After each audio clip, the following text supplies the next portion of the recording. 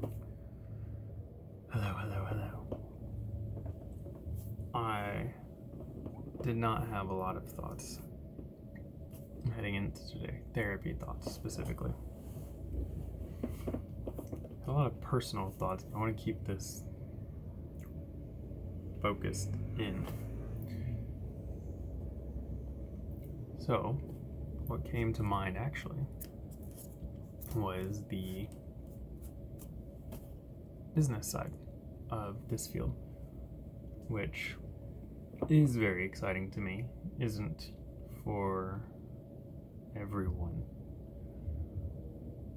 But specifically, I think the misunderstanding from the everyday person regarding what running a private practice looks like. And even within those, and within practices, there are different ways of running that, different types of practices. So, there's not even going to be consistency between every person, but I just remember seeing someone brought up an article to me, and on that article, the focus was most overpaid jobs, and it was a top 10 list, and on that top 10 was therapists, like mental health clinicians. And I remember this just like upsetting my friend a lot, and it's rightfully upsetting because it is not an overpaid job. So much so that I remember being in grad school, and a somewhat common joke I would hear from people who were maybe either teaching in class or who'd been therapists for a while, is they would joke about, no one gets into this for the money, which I didn't like that, because I think there is an element of seasoned people trying to tell younger people that you can't make any money. I don't think that's healthy, but it is accurate to say that it's not a high earning job at all for the vast majority of people who do it. It can be, but also doesn't have to be, unable to pay your bills level bad. And I think a lot of people act like that's the case, and some people live that way. And I don't think any of that's necessary, but it is a low paying job. So someone might look online and maybe find a therapist that's $100 a session. And if you do the current understanding of work, people are like, 32 or 40 hour work weeks, and what your 9 to 5 structure looks like, which is not, in any way a traditional type of work. It's more of a modern way to look at it, but a lot of people do look at it that way. You think, that person, even if they work 32 hours a week, people are just kind of thinking like, $100, and they work 32 hours a week, so that person makes $3,200 a week. And if there's 52 weeks in a year, and let's just say this person's taken, about 3 weeks off or something a year for vacation, and 2 to 4 weeks, then they're making $150,000 a year. That seems like a lot of money. First off, I've met very few therapists who make that much. And second, even if that is how much they're making, that's just a belief or a value around what counts as too much. Because a lot of people won't think that doctors making even that same amount, often more, are making too much. So there's a value assessment of what's a worthwhile job to be paid out in a certain way. Some people don't think YouTubers deserve as much money. I think the difference is when there's a purchasable product. I think people get upset. It's just it's odd to me. People get upset when certain people make a lot of money.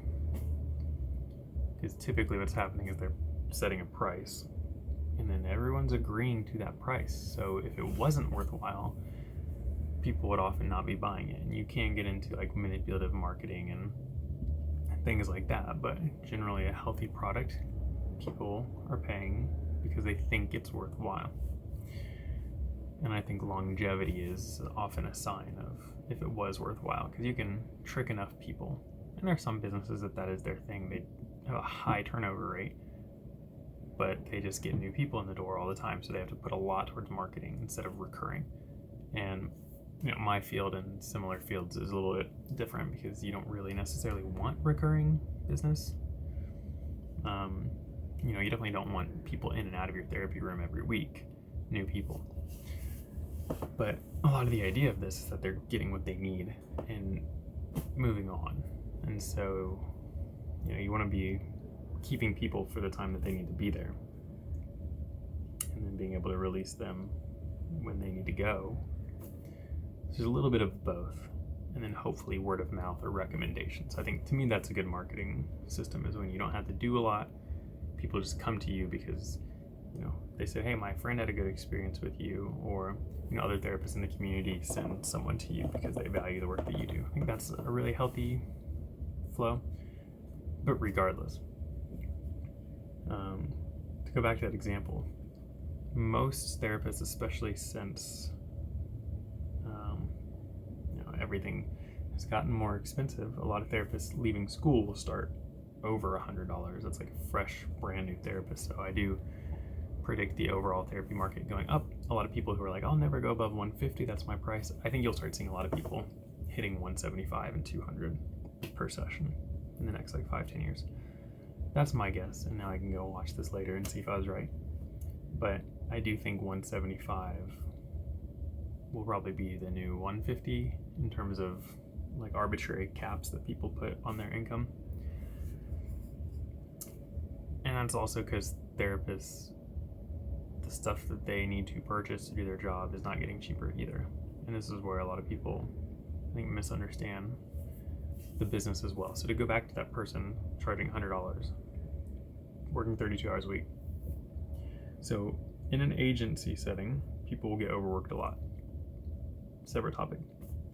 In a private practice setting, I think I've only met 2 therapists that I can think of that have seen 32 clients in a week.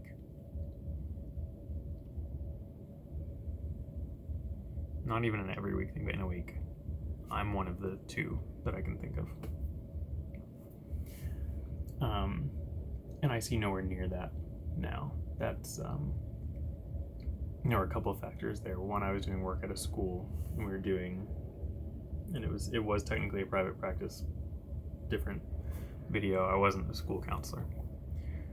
And I was doing 25-minute sessions. So in a 6-hour period, in theory, I could do 12. So bear that in mind. And I did that for half a day, 6 hours. I was doing 13 hours, 13 hours, 13 hours in a row. And there were rare moments where they would be full for all of that. That included me doing supervisions. So it wasn't 13 appointments with just clients, 13 clients, 13 clients. But it got over 30, 32 a couple times for sure. But the point I'm trying to make is most people will say they're pretty full and overwhelmed when they hit 20 a week. So you think about that. So it's $100 a week again. That person would make $2,000 a week. $2,000 a week. So then you might say, well, that's still $100,000 a year. Okay. Ish. People will take vacations. They should, if you can afford it. But there's also cancellations. It's almost impossible to have a consistent schedule. People cancel. This is a business where people cancel. It happens, and they can cancel at any point. So therapy is in some ways like a recurring billing, but it's very session to session. So even Netflix and things like that are monthly, or gym memberships are monthly. Most therapy is weekly or every other week, and that person can decide they're done anytime between that, at any point.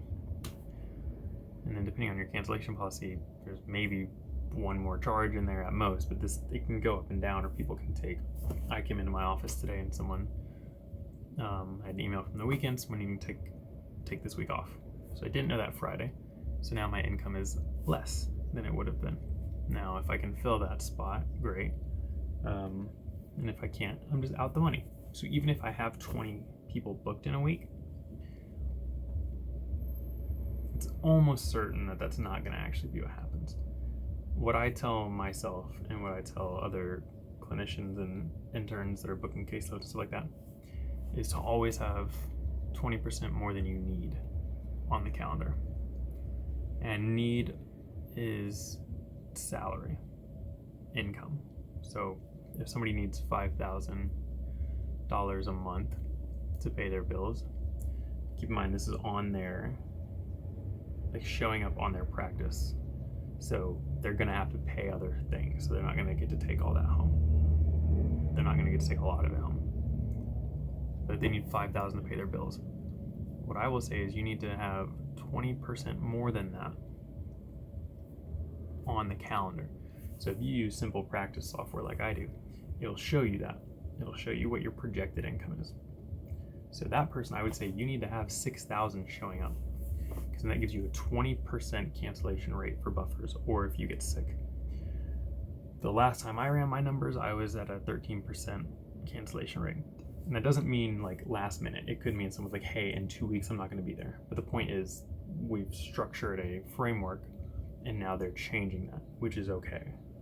But it just means you can't just rely on everyone showing up every time for as far out as you're thinking that they'll need. And it just doesn't work that way. People cancel for really legitimate reasons all the time.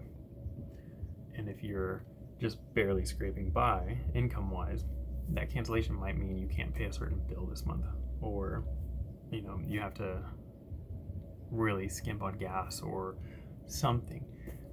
This is also why I think generally financially healthy therapists have to overdo it a little bit on the money side to make sure they're safe.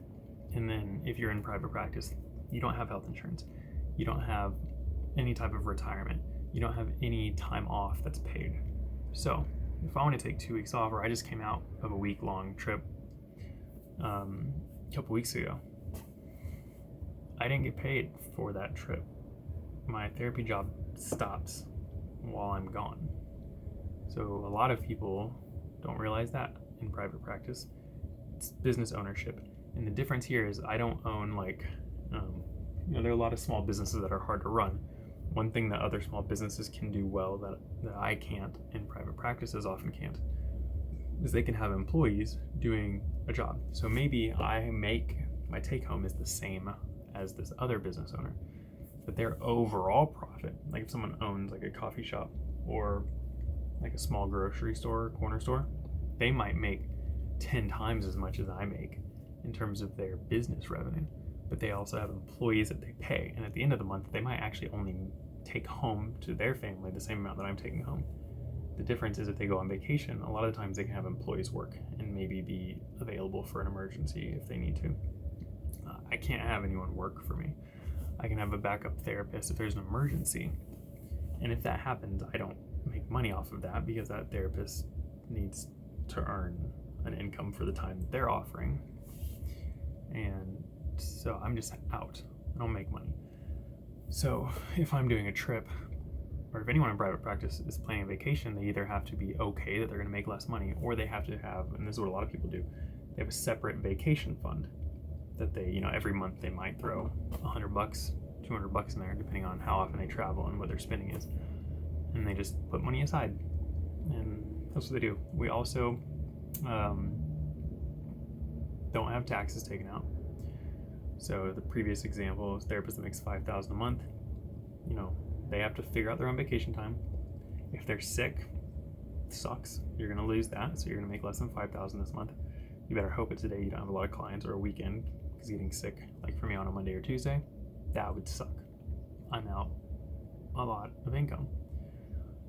And they have no retirement. So if you want to invest in a retirement, you just have to be doing that on your own. There's a lot of models people use for that, but point being is no one's gonna do it for you.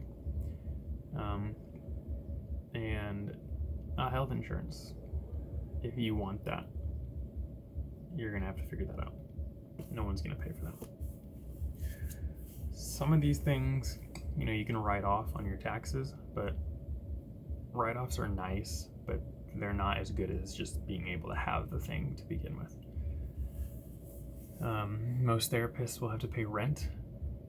Small amount of therapists don't, for various reasons, but most will pay hundreds a month to rent an office and to have office space. And there's completely different models for that. So the amount of money you spend is usually going to be related to what you get out of that. So, someone who just does 2 days in office, maybe, they might office share with someone, and that person might own the offices. And they say, hey, I'm not in the office on, Thursday, Fridays. So you can sublease from me for $200 each of those days. So that person might pay, and that's probably expensive. We'll just say they pay $300 a month to get those offices 2 days a week. So what that means is that person, if they charge $100 an hour, it takes 1.5 sessions before they even turn a profit for that expense. And that doesn't include any other expense like training, because we have to continue our education. And there are really cheap ways to do that and a lot of free ways to do that, but most people will end up paying some money every 2-year cycle for that. And if you're where I live and work, that's a window I'm looking out of. About 1 block that way is a different state, and I'm licensed in that state also, because being so close to the state line, if I see someone in person and they're like, yeah, I walk to therapy every day, and I say I'm licensed in Missouri so I can see them, but then they're sick and they live on the Kansas side, and then I see them virtually, even though they're only a block that way, that would be practicing without a license.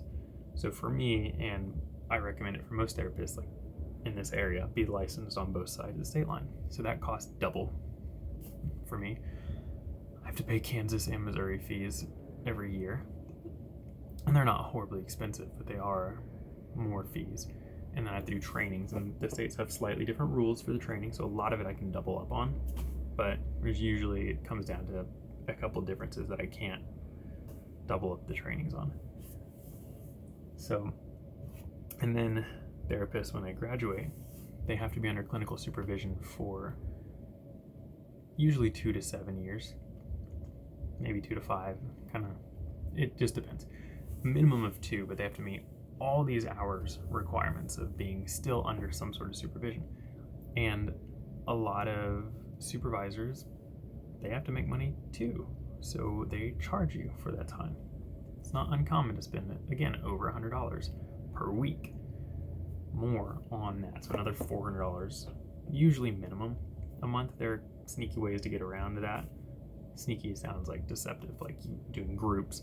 Different states have different rules, whether you have to do individual or dyadic or group supervision, the cost can split from that. So not like, sneaky wasn't a good word, but there are ways to get creative is a better way and pay less. But at the end of the day, these are real expenses that you have to do. So it costs money to do this, and it's not the cheapest job in the world. And therapists are just people. So some of them are fine living paycheck to paycheck, and others want to make more, and they want to make money. And that can be because they have a bigger family that they need to provide for, or it could just be because they want to have extra. And I think that's fine. People can have their own values and morals for how much they feel like they should earn. But the reality is, generally speaking, therapists don't make a lot of money. And I think they should make more. And I actually think it's a problem when therapists charge really low, because it messes up the market, and it also messes up insurance reimbursement. To the best that I understand, a bunch of therapists are like desperate for income, and they're only charging $70, and then they're charging insurance, billing insurance, and then someone else who's charging $120, which is a super reasonable rate. They bill insurance. Insurance might be like, well, all these people they're only charging $70, so you're only worth $70. It doesn't help when the market says we're all just going to be cheap. I think it's totally appropriate to do sliding scale, because not everyone can afford a therapy, and affordability is on both ends. So I think the $100 to $150 is a very reasonable price for the work that therapists are doing, and if anything, it's low for what they're doing, to be completely blunt. I think a lot more is actually worth most therapists' time, but people won't pay that. I think part of it's because they don't realize what goes into it. I'll come back to that. I think they're worth more than that. However, there are people who just won't be able to afford that. So I do think it's great when therapists slide their fee and help people who maybe aren't able to afford certain prices. And it's also where graduate schools can be really helpful in having internship programs.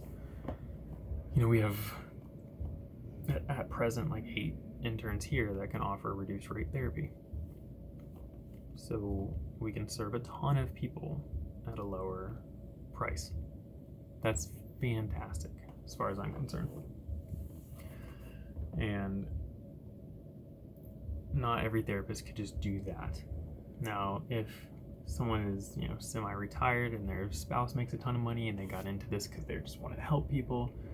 So when we don't have to earn an income, that can make a difference. But I do think it's helpful when therapists drop their price, that it's not out of desperation, and that it's out of kindness. And I think a lot of people drop it out of desperation. They're just like, I just need to get someone in the door, so I'm going to slide my fee, and then they're stressed about it. And I think it's generally unwise to go see therapists that are really stressed about money, because there's a risk that you as the client will be more of a paycheck than a person. And in reality, when you go to therapy, you're both. When I go see any health professional, I am both. I'm helping them make a living, and hopefully they actually want to help me. So, and the same is true with me. I wouldn't do this job for free, because I can't. Which is part of it. So my clients aren't dollar bills to me, and at the same time, I have to be paid a certain amount to, 1, live, 2, plan for the future, and 3, enjoy life a little bit, be able to take vacation, be able to go to Chipotle or get a coffee or something like that. We're not talking about extravagance here for most people. It's usually it's just not a lot. Therapists don't make a lot of money. So point being, there's a lot of overhead. And there can be a lot more depending on how much therapists invest. If they have their own office, they need to get furniture in it, hire a cleaning crew. And again, you can do a lot of this stuff yourself. You can hire a cleaning crew, or you can clean your office. You just have to be mindful that the 20 hours maybe of $100 clients, even if you're full, you have to do notes. A typical session is 50 minutes with 10 minutes for notes. No, most people aren't doing them in that period of time. They need to be done quickly, but a session goes a couple minutes over, or multiple minutes over. You have to use the bathroom. Do you have a lunch hour or not? Things get in the way, and then all the administrative work for running a business. And before, I said you have to do trainings. Those take time. So a therapist seeing 20 clients a week, I would say a lot of them are working 40 hours, at least. And not to rustle feathers, but their job's harder than a lot of other people's. Yes, it's sitting and talking to people, but it's a lot of energy. As someone who, I put myself through college cleaning houses and working retail warehouse. Those are 2 primary things I did, both of which I listened to headphones a lot and could kind of focus in on my thing. Once I was trained to do what I needed to do, I could do that relatively independently and just not zone out, but just do my job, listen to music or a book, and do it. And they were both physical labor. Cleaning is, a lot of moving your body up and down, a lot of arm movement back and forth, cleaning stuff. You're cleaning. And warehouse, I did a lot of package returns, and generally I would try to get the boxes up to 40 pounds, no more, tight, pick those up and move them. There's a lot of physical labor. I was way less exhausted doing that job than this job. It's night and day. If I wanted an easy day of work, I would go back and do those jobs because they're way easier. The physical demand was nothing compared to the cognitive and emotional demand that this job has. It just drains you. And anyone who has ever canceled plans to go out with friends and felt like it's because all your energy is back, because that takes work, even if it's supposed to be fun or engaging. Emotional energy is real energy. Just like physical, mental, sexual, spiritual, any output of you is a form of energy that takes a level of effort. And yes, you can train to do better and better at that. So, cleaning and warehouse work got easier for me over time. It was less physically demanding. But again, on a day I wasn't feeling well, it was harder. On a day that I'm cognitively not feeling my best or emotionally not feeling my best, this job is harder because those are the demands that are on me. So, just like if I'm doing music, which I do a lot of music, if I hurt this finger, for instance, my ring finger, if I get a cut on my finger and I have to play guitar, that's gonna suck. It's harder because my tool is having a bad day. So my emotional and mental energy, cognitive tool and emotional tool, they can be tired, even if physically I can run a mile, because they're different. So, I know every job can be hard in its own way, but I also think people don't always realize how hard this job is and how taxing it is. And I don't think a lot of therapists do, the amount of exhaustion and burnout I hear. It's you're overworked. We can't do 40 hours of this job. It doesn't work that way. And you talk to anyone who's in community mental health or intensive inpatient stuff, and they're doing those amount of hours, a lot of them don't last there very long. Those are not fields that people retire in all the time. My field has a high burnout rate. I'd have to look up these statistics again, but if I remember right, the last thing I saw is that people on average stay a therapist for 7 years. That's a pretty high turnover rate. Now, again, that's a lot of people who maybe start right away and they're like, I'm done. But a lot of people will stop doing the job. And honestly, a lot of those people stop because they can't pay their bills. I've seen that happen and it sucks, but they're like, I can't afford anything, so I have to retire and do a different job. And they'll make more working retail. So, no, anyone who says this is an overpaid job is wrong, plain and simple. There are people who can make a lot of money in it.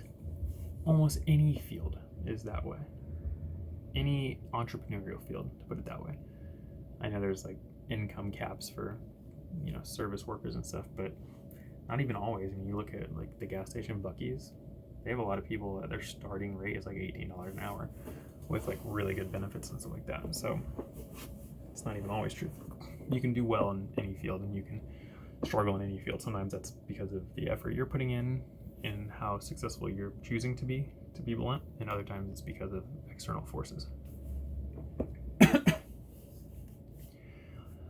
So just be mindful that most therapists don't make a lot. They just like to do this work. Teachers often make less, I would say, on average. I don't know if that's true. Some districts and states do a really good job paying teachers now. That's a similar field. Most of those people get into it because they want to help. They're not thinking this is going to be a ludicrous investment for me. They want to help kids. Or in therapy, you want to help people with their mental health. And that's why people are getting into it. And I know on the receiving end, if you're a client, you might think, man, I'm spending $600 a month for $450 sessions. Yes. And that therapist might still be struggling a bit, which seems wild to think of, but it is just the case. It's true. And, we can talk about if that's a symptom of a bigger problem. I'm not really trying to make a lot of points around larger issues, but just trying to paint a picture that the honest current state is that a lot of therapists don't make nearly enough money as they have a right to. And again, to be fair, I think some therapists are really bad at their job. I think I talked about this last week on the video. There's a lot of people that probably shouldn't have been able to make it through their program. And, from a job perspective, if they're struggling, that's still a struggle, but there's other issues going on. But at the end of the day, it's not a lucrative field. It can be hard to really set yourself aside and be a high earner. And also bear in mind, some people don't care to do that and to be high earning professionals, and that's perfectly fine.